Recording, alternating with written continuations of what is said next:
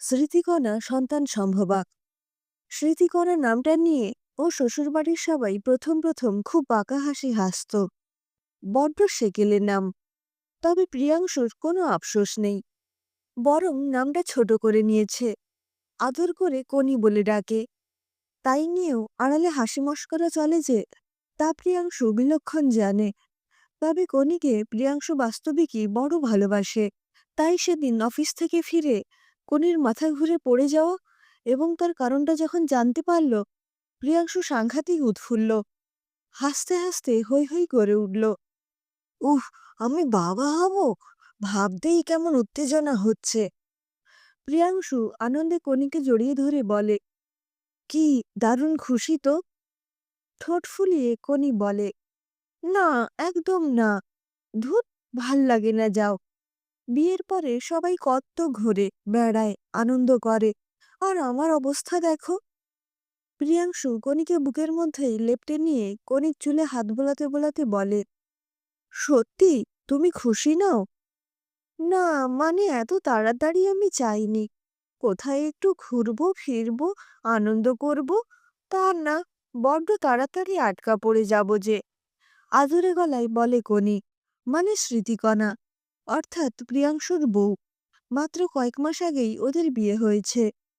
আস্তে আস্তে প্রিয়াংশু বলে, এই কমাসের মধ্যে তো আমরা গেছি হানিমুন ছাড়াও আরো দু একটা ট্যুরে, আবার যাব।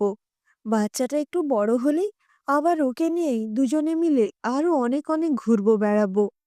হ্যাঁ, ওই হানিমুন আর দুদিনের জন্য শান্তিনিকেতন আর পুরী যাওয়া, ওটাকে কি ঘোরা বলে বলো? গলায় অভিমান আর আফসোস মিলিয়ে মিশিয়ে কনি বলে মিহির সুরে, সে কি, হলো না? মানে ওটা বেড়াতে যাওয়া নয়? তারপর বন্ধুরা আর তাদের বউরা সবাই মিলে যে ফ্রেজারগঞ্জ, বকখালি, রায়চক এইসব জায়গায় গেলাম, ভুলেই গেছো? কয়েক মাসে আর কত ঘোরা হবে বলো? আর তুমি যে সুযোগ পেলেই খালি বাপের বাড়িতে গিয়ে বসে থাকো, তার বেলা। হাসতে হাসতেই বইয়ের মাথার চুলে ঠোঁট ডুবিয়ে বলে ওঠে প্রিয়াংশু। মুখে অসন্তোষ প্রকাশ করলেও ক্রমশ স্মৃতিকণা পরিস্থিতির সঙ্গে মানিয়ে নিল। দুই পরিবারের উচ্ছ্বাসে ও হাসি খুশিতে আনন্দে এখন বরং খানিকটা খুশিই আছে স্মৃতিকণা। পরিবারে এই বাঁধন ভাঙা খুশির সঙ্গে সঙ্গে কিন্তু নতুন একটা সমস্যাও এসে হাজির হলো। প্রিয়াংশু দাদা বৌদি বিয়ে 10 বছর পরেও নিঃসন্তান। অনেক ডাক্তার চিকিৎসায় গত কয়েক বছরে জলের মতো টাকা খরচ করেছে দাদা। দুই ভাইয়ের মধ্যে দাদার আয়টা একটু কম, তবুও চেষ্টায় ত্রুটি নেই। কনিকে দেখছেন যে গাইনোকোলজিস্ট, প্রিয়াংশু বৌদিকে সেই ডাক্তার দেখানোর পরামর্শ দিল দাদাকে। ভারী মাসে কনি বাপের বাড়িতেই রয়েছে। প্রিয়াংশু দাদা বৌদিকে নিয়ে ডাক্তার দেখাতে গেল। চিকিৎসাও শুরু হলো। ডাক্তার সব রকম পরীক্ষা নিরীক্ষা করে জানালেন, সমস্যাটা প্রিয়াংশুর দাদার। সময় সাপেক্ষ চিকিৎসা, বিরাট খরচবহুলও বটে। শুধুমাত্র ওষুধে নির্ভর করলে কতটা ফল পাওয়া যাবে, সে ব্যাপারে ডাক্তারবাবুর নিজেরই সংশয় রয়েছে। তবে শেষ একটা চেষ্টা করা যেতে পারে, আইইউআই। তাতেও সফলতার গ্যারেন্টি খুব বিশেষ নেই, কারণ তাদের স্পার্ম কাউন্টের ভয়ানক সমস্যা। তবুও ওই একটা চেষ্টা মাত্র।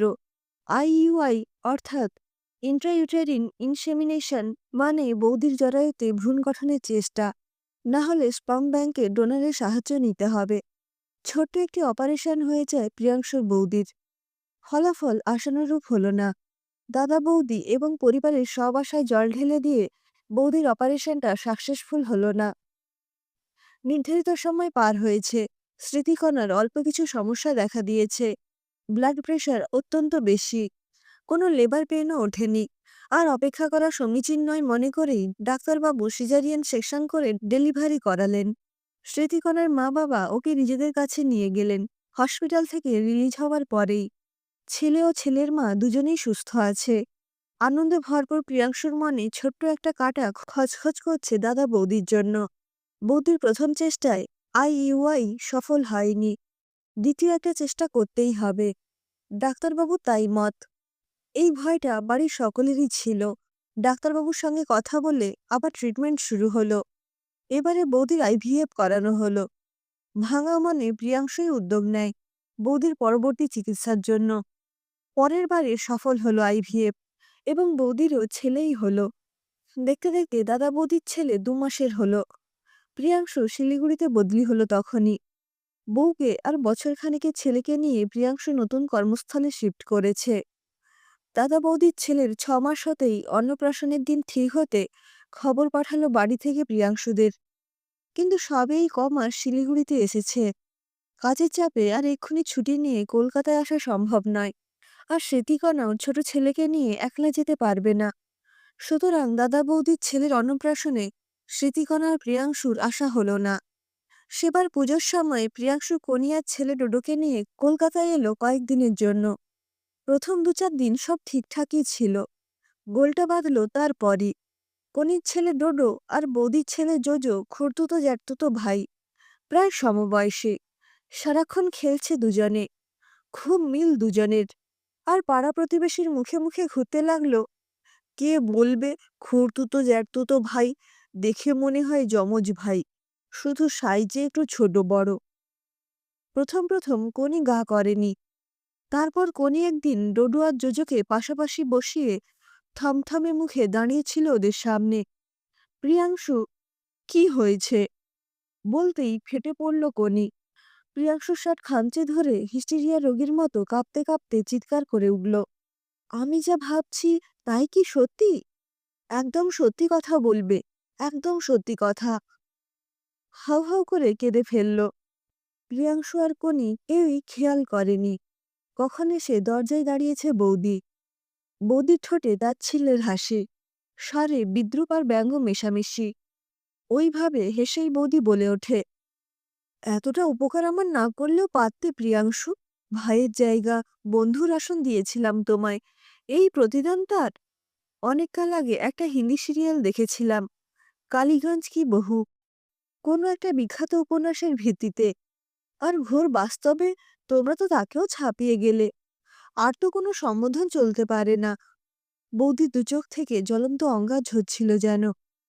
জুজুকে কোলে তুলে বৌদি ধীর পায়ে নিজের ঘরে চলে গেল বোধহয়। মাথায় হাত দিয়ে বসে আছে প্রিয়াংশু। বড় ভুলই হয়ে গেছে হয়তো।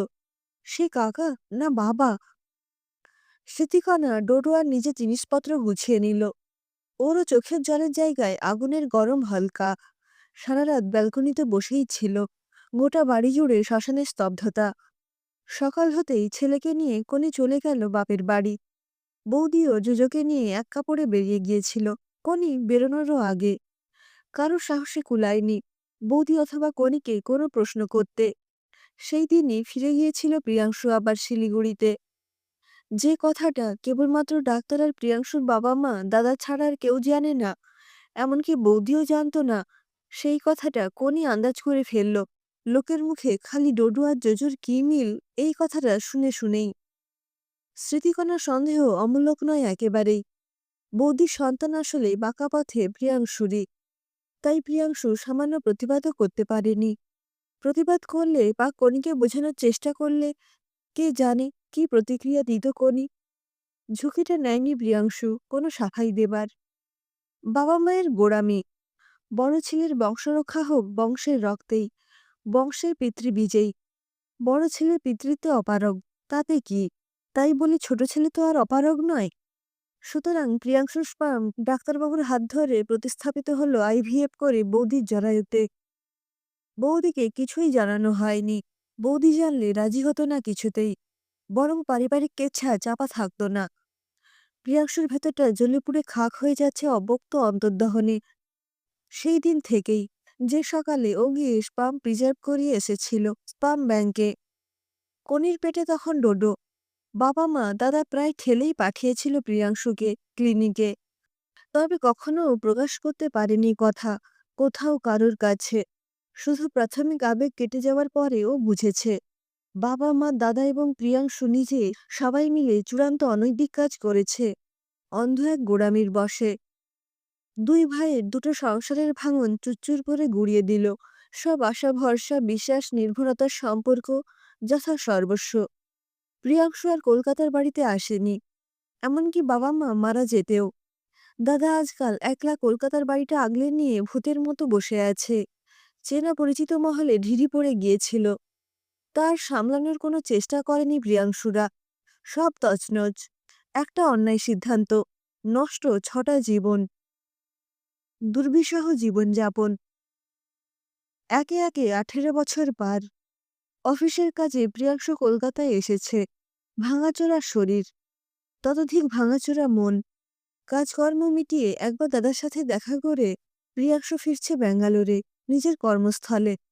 হাওড়া থেকে যশবন্তপুর দুরন্ত এক্সপ্রেসের কামরায় বসে খবরের কাগজে ডুবে আছে প্রিয়াংশু। সহযাত্রী ২ সদ্য তরুণ। তারাও যাবে ব্যাঙ্গালোরেই। দুজনকেই ট্রেনে তুলে দিতে এসেছে তাদের মায়েরা। খবরের কাগজে মুখ আড়াল করে কোনো ক্রমে প্রিয়াংশু নিজেকে লুকিয়েছে। কনি আর বৌদি, অর্থাৎ ডোডো আর জোজোকে পড়াতে পাঠিয়েছে ব্যাঙ্গালোরে। ওদের কথাবার্তায় মালুম হলো কনি আর বৌদি বুটিকের ব্যবসা করছে একসাথে, একই বাড়িতে থাকে। নিজের অজান্তেই অহেতুক প্রতারিত ২ নারী একজোট হতে পেরেছে একই জীবন স্রোতে। শুধু সেই স্রোতে মিশতে পারার জায়গা নেই প্রিয়াংশুর। ভাগ্যের কি নিষ্ঠুর পরিহাস! সিগন্যাল পেয়ে ট্রেন হেলে দুলে চলতে শুরু করলো গন্তব্যের দিকে।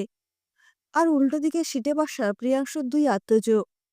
অথচ অন্ধ অতীতের কালো করাল ছায়ায় পূর্ণগ্রাস গ্রহণ লেগে আছে প্রিয়াংশুর পিতৃত্বে। রেলের ২ পটারির মতোই কখনো মিলতে পারবে না হতভাগ্য বাবা আর তার অভাগা ছেলেরা। অন্ধ অতীতের গাঢ় অন্ধকারে কোনো আলোর প্রকাশ হতে পারবে কি কখনো? ভবিষ্যতের কাছেই সেই উত্তর পোতা আছে।